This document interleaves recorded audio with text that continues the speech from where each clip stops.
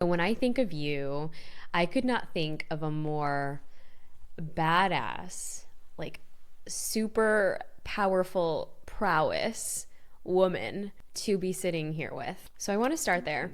Where did you get that tenacity from? And is that something that you've always had? I mean, I think the thing is I'm an Indian from Africa. And I think that being that version always makes you kind of tenacious because my father was 19 when he traveled on the back of the African continent, which is massive, let's say. Whoa. Yeah. How did that happen? Well, because he ended up there he was the younger son. We're Sidhu's big family. So he wasn't going to inherit very much. So he was like, okay, off to Africa, young man type thing. Because thanks to the Brits, it was a colony, so he came to Kenya. Then he learned English. So he was born in the Punjab. UK. He was born in Punjab. Okay. And he came from Punjab to Kenya. He taught himself English by reading magazines and things. And he went from there in the back of a pickup to Malawi, and he ended up, and I was born in Malawi. So I think I have such a strong concept around our cultural kind of DNA. So I think culturally I was brought up to be, and I'm sure you are as well, I think I was brought up to be tenacious is a good word, determined.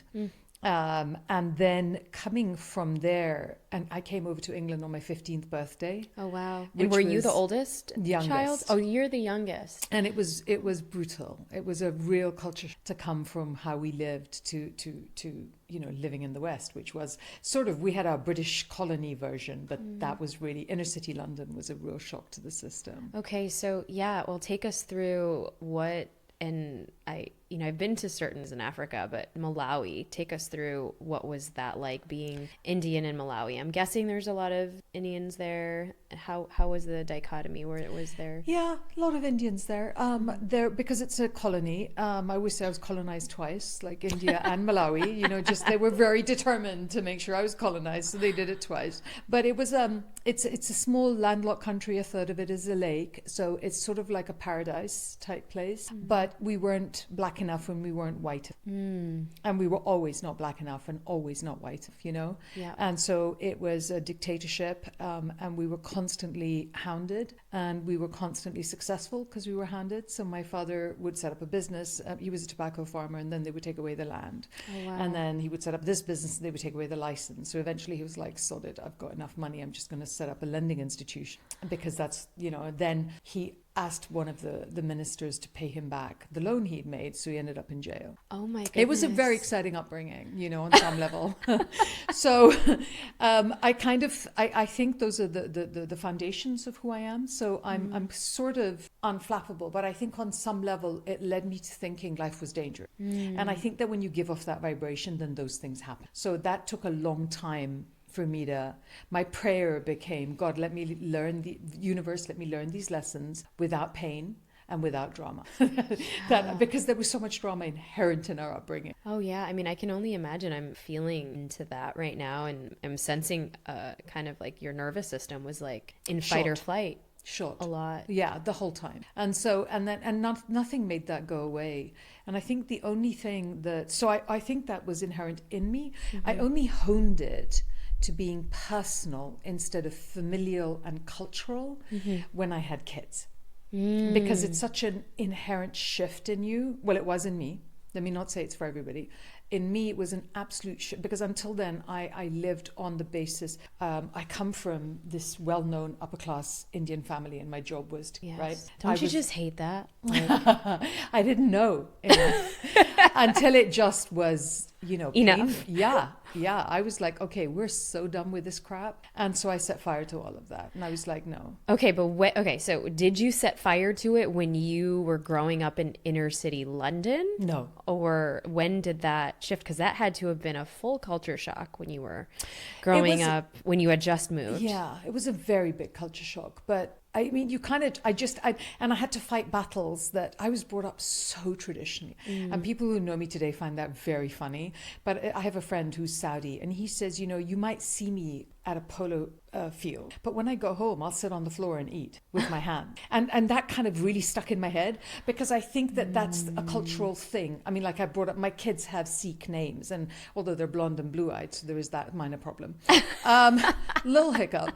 But they were brought up Sikh, because that's how I was brought up. So it was this very traditional upbringing. And then I came out and I came to school in England, and suddenly all the doors were open. And the only thing that was there was how I was brought up as a kind of a barometer for what was acceptable and not acceptable. Who speaks like that? You know, I mean, like if you told my kids this is not acceptable, I feel like they would die laughing. I'm almost certain. So, but it was so there. And the only time, so I fought it. I made decisions against it because I stood for Parliament. And I was the first non-white woman in the United Kingdom to stand for Parliament.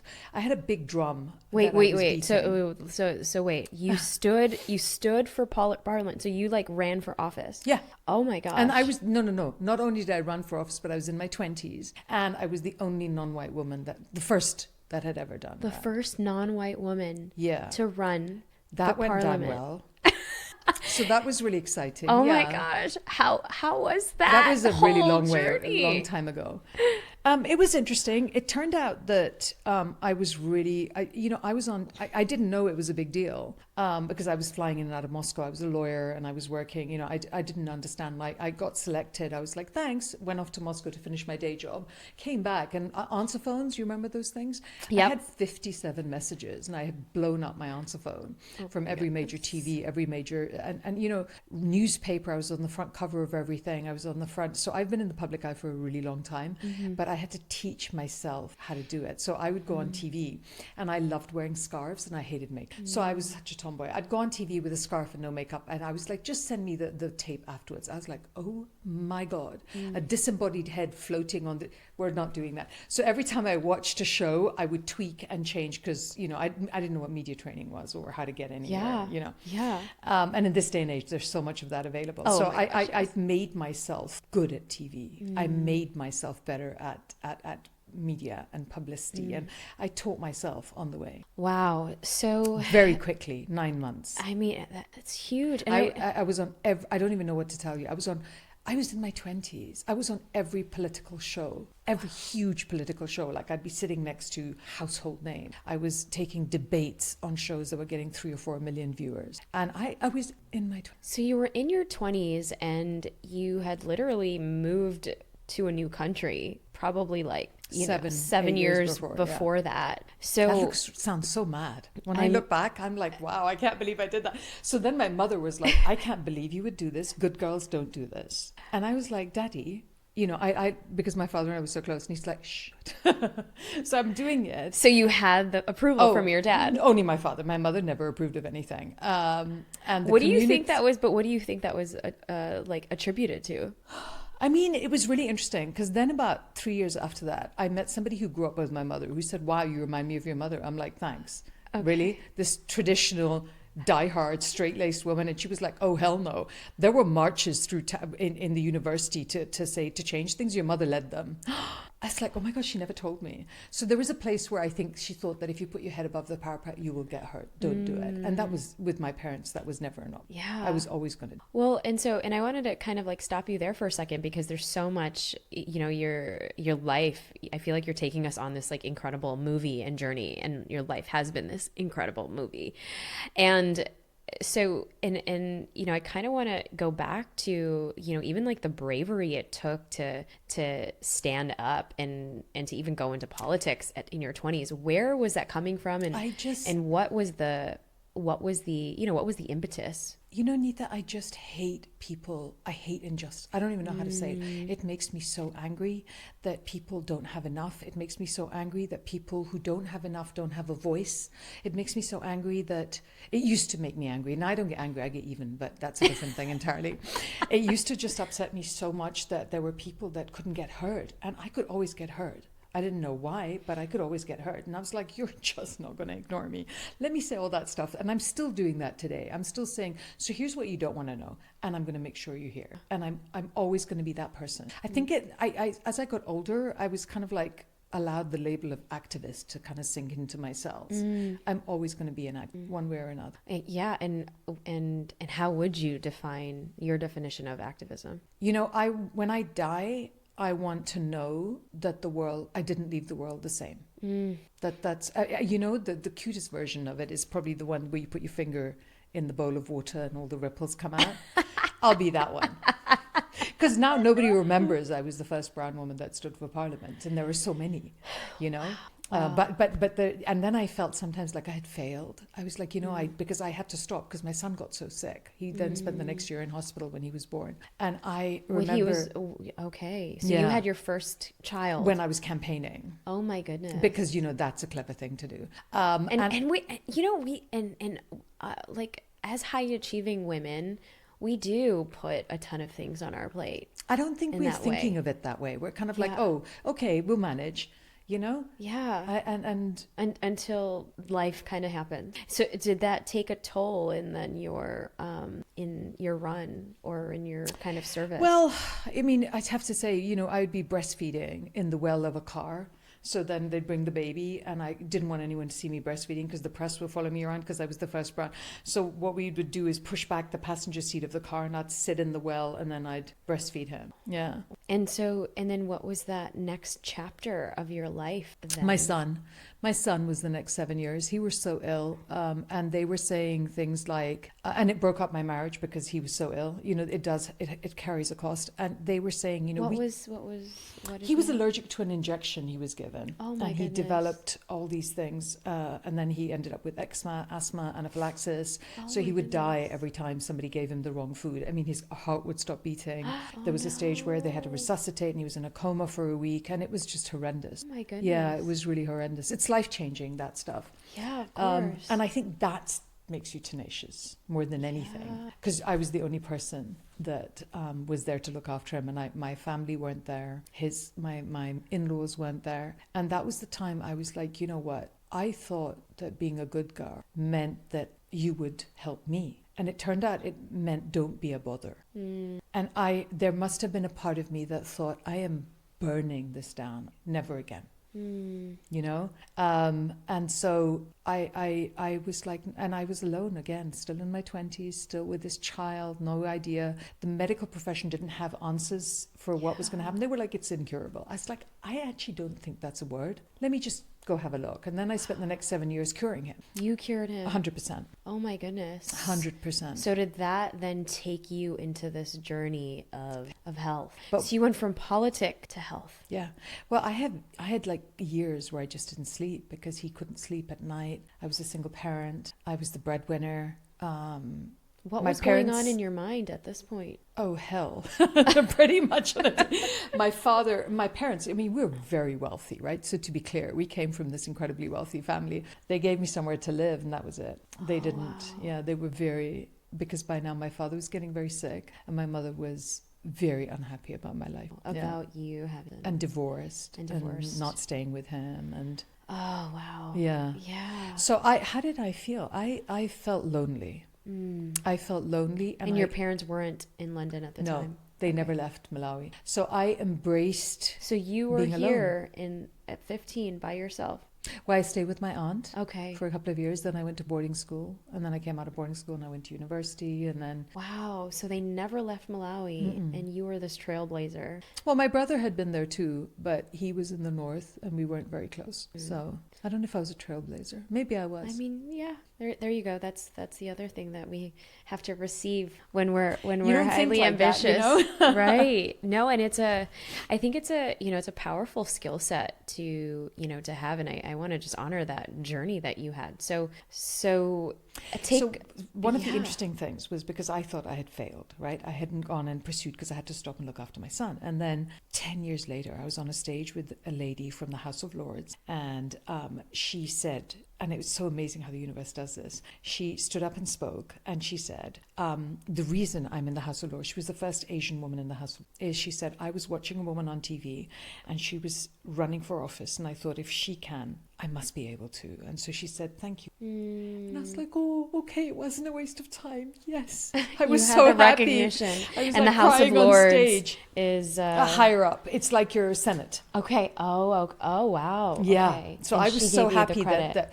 that ripple, you know? So in those terms, yes, I'll take the trailblazing. And I kind of want to just pinpoint, to anybody who is kind of given the circumstance of, and many times we kind of get into our victim mode and we get into our suck and we get stuck in our suck. And for you, you're being brave and like not even taking this diagnosis as an O, and you were just saying yes to these new things and doing it all on your own. And scared. So take I us have to say, yeah. every day I'm So scared. and so take us through that, because what advice could you give to somebody else who's kind of stuck in their own circumstance? I always feel when you're stuck, it's the fear of taking that risk, that step. But I always thought, is it worse to stay where I am? And the minute I had that thought, I knew it was worse to stay where I was. And so I was always going to take the next step. But I hated, I remember that there was this phase where I would in meditations go, just thy will be done. I was like, I don't want your will to be done. I want my will to be done. So if we could just negotiate that, I'd be good. And I would get, It's like, okay.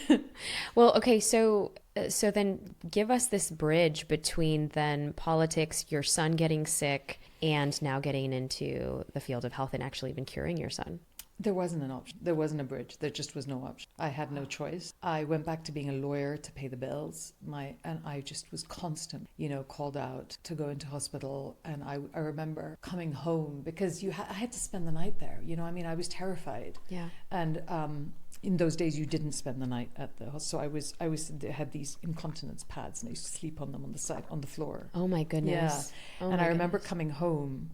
And I had to go to work, and I closed the apartment door behind me, and I slid down to the ground, and I must have fallen asleep because I woke up because I had a friend who would then come in, someone I paid to sit with him during the day, and I woke up like 3.5 hours later, and I hadn't left the floor, and it was so horrendous. It was just horrible. And I was just like, well, okay, he has this terrible life. How do I make it better? And then that's what I did. And then I had 2 more kids. And then I ended up, it was what I knew to kind of thing. So when I got to the stage where I was like, okay, I actually cannot go to work anymore. I have to stay at home. How do I make money at home? And I found these journals. And I remember the first month I had made, and the second month I had, third month I had made £2,000. And I remember writing how much money I was making. By creating these journals? No, by I was journaling how much money I was making while sitting at home. Oh, okay. And working from home, because I didn't know how to work from home. I was a lawyer. Oh, right. I had no idea how to be an entrepreneur. Yes, I didn't know what it was. Right. And so when did that light bulb just kind of go on for you and say,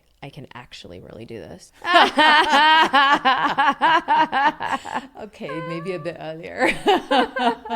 Does the light bulb go on? I'm like, I don't know. I never felt, I think I was very lucky because I was the family's breadwinner. I was a single parent. I had 3 kids under the age of 7.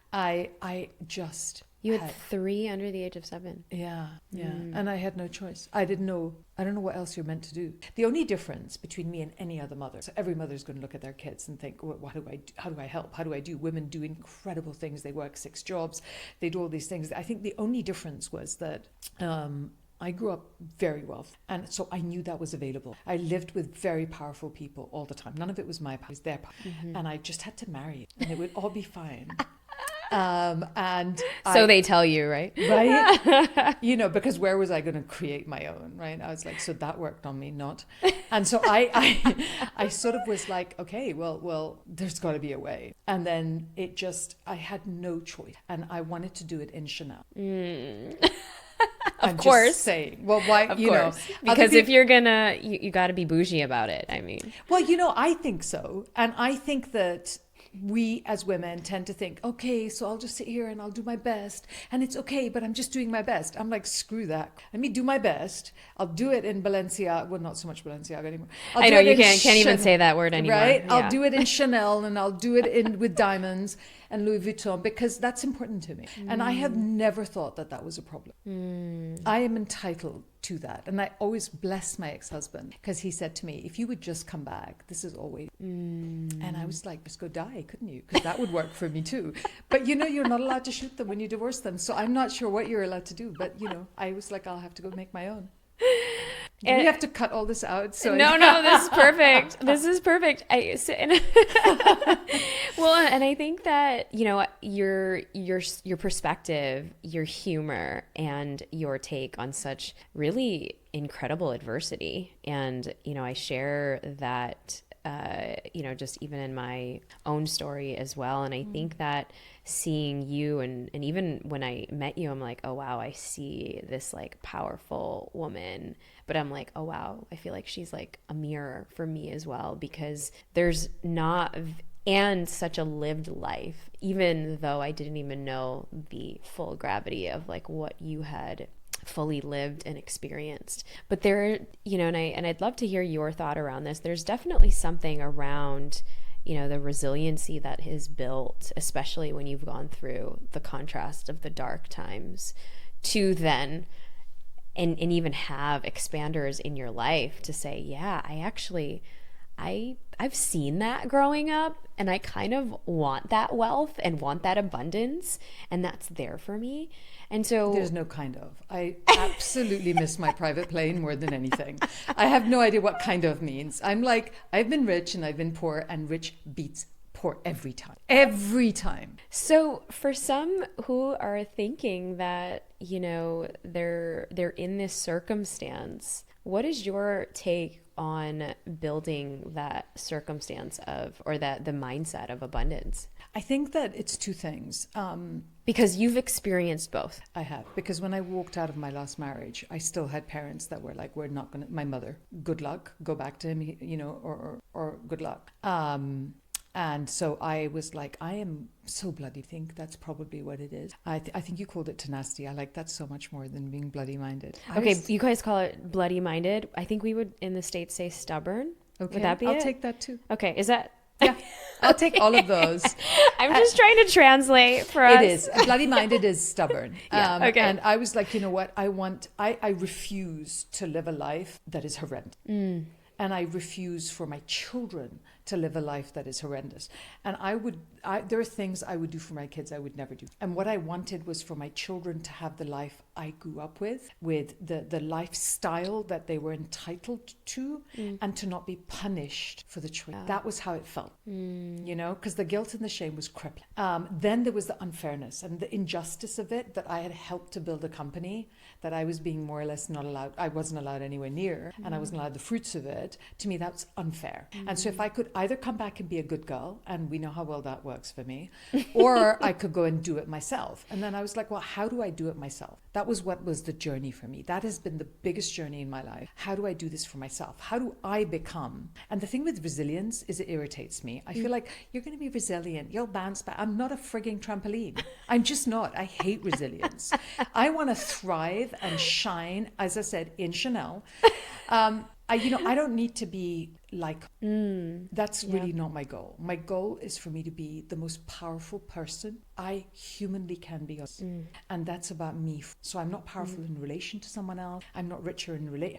I'm just for me. And so my biggest, I don't know, I hope this doesn't come across as arrogant, because there is a humbleness in it for me, because the person I'm judging myself against always is myself. And I think that's almost the hardest place to be. It's the hardest place, but I think that, you know, you're definitely onto something, because most people would judge themselves and compare themselves with other people. And I think that, you know, for you, what a beautiful spot to land, where yes, the crippling self-doubt can actually keep us sitting, but you've had this incredible rewiring where it's allowed you to have this huge vision for yourself that I think most people who are listening, and I know even myself, is like, yes, I want that. Like, you are sharing the things that most people are so afraid to even say out loud or even to themselves.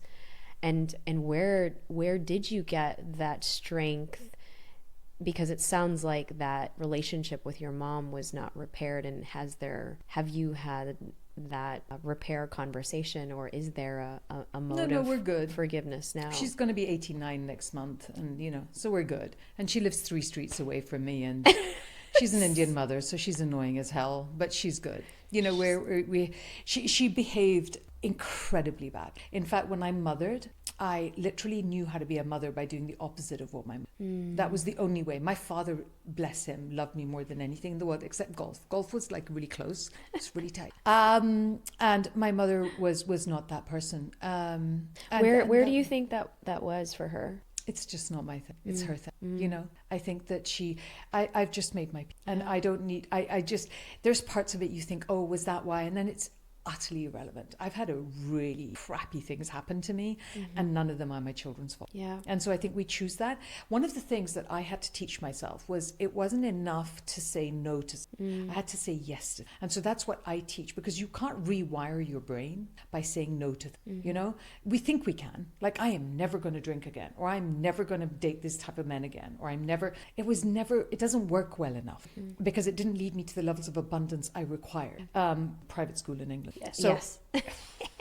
So I was paying for that on my own, So I was saying for 3 children. Yeah. Oh wow. Yeah. It was a very hard life, actually, in those terms. But they were all my choice. Nobody asked me to. In fact, everybody wanted me to do the opposite. And I was like, this matters to me. It matters to me that my children are brought up in an environment where they're safe. It matters to me they're educated well, Not that anyone's ever going to use it, I'm sure. I'm pretty sure it was a complete as I watch my daughter get yet another tattoo, I'm like, oh my God, that traumatizes me immensely, but here we are. And so who is Geeta today, and how does she support people? So I have ended up being, in the weirdest possible fashion, a coach. And it was entirely by accident, because I was running this health and wellness business, Nosh Detox. And Nosh Detox. And I had a lot of natural, organic, safe and healthy. So it was Nosh. Oh, I love that. And I had all these women walk in the door, and they would say, oh, I want to lose weight. And I was like, from where? Like, we cut your hair, cut your nails. You have nowhere extra, exquisite women. And we started with Gwyneth Paltrow being one of our first clients, and bless the woman, she just recommended us again and again. I just want to take the site down and write Gwyneth Paltrow loves us, but no one would let me do that. And so I had some of the most famous women in the country walk through the door, from Nadia Swarovski, Jessica Rothschild, to all these incredible women, Stella McCartney. Oh wow! And they'd come to London. Yeah, and some of them lived in London, and. Yeah, 3 of those. No, they lived in London in those times. And they would come through the door, and they would have issues, and I ended up being a coach by accident. I didn't know what it was. I was just like, no, don't do that. Do this. And somebody said, you're a great coach. I'm like, oh, is that what that is? I was just telling people what to do. And then, and I had trained as a healer, because I had been trying to find a way to make my son better. And one of the things that really worked was healing. And so I was like, I cannot afford this woman. She's such an expensive, the healer was so expensive. I was like, I'll go to school and learn how to be a healer. So I signed myself up for doing healing class in the evenings, which is the funniest thing in the world. So then I became a medical intuitive. Oh, wow. And I also did not know what that was, to be fair, until I found one Caroline Mace's book, 5 years later. I was like, oh, that's what it is. So a lot of that's what I'm doing right now. I want to say that none of this sounds really clever. None of it was planned. It just kind of, the universe came in and went, we're going to do this, now we're going to do this. So it was like a ping pong, those little things. Right. That's how I felt. And then a book fell on my head when I was pregnant, walking past a bookshelf, and it was The Conversations with God with Neeta Donna Walsh. Yeah. And then that all came. And then I went and actually qualified as a coach, because I found that when I was talking to people, I could so clearly see the blocks that were keeping them stuck.